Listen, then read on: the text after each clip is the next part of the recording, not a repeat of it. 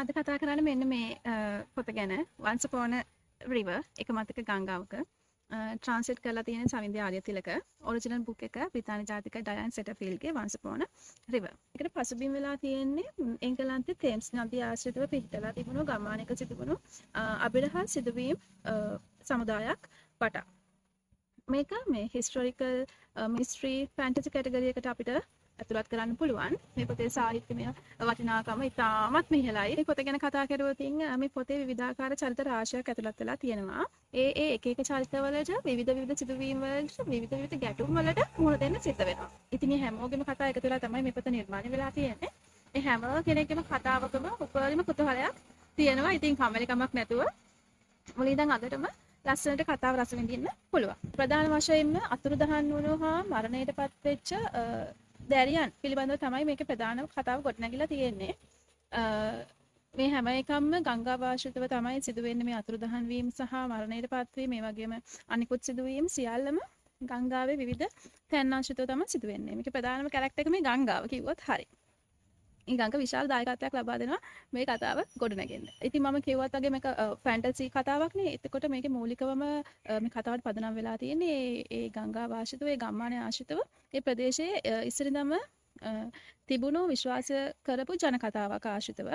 එතකොට මේක අර ෆැන්ටසි එකක් විදිහට ලස්සනට ගලාගෙන යනවා. ඒ වගේම මේක මැජිකල් රියලිසම් එකෙන් ඒ කියන්නේ මායා යථාර්ථවාදී විදිහට තමයි ලියවිලා තියෙන්නේ කියලා තමයි මට හිතෙන්නේ. මේ පොත කියවගෙන යද්දී අපින් දෙක මේ ගංගාවේ පාවෙනා වගේ හැඟීමක් දැනෙනවා. ඇත්තටම දීර්ඝ වශයෙන් විස්තර කිරීම තිබුණත් කිසිම කම්මැලිකමක් නැතුව අපිට කියවන්න පුළුවන්. ඉතින් ඒකට නම් ස්තුතිවන්ත වෙන්න ඕනේ සවින්දි ආර්යතිලකට. ඒ තරම් ලස්සනට ට්‍රාන්ස්ලේට් කරලා අපිට පොතේ ඔරිජිනල් පොතේ රසය කිසිම අඩුවක් නැතුව දීලා තියෙනවා කියලා කියන්න පුළුවන්.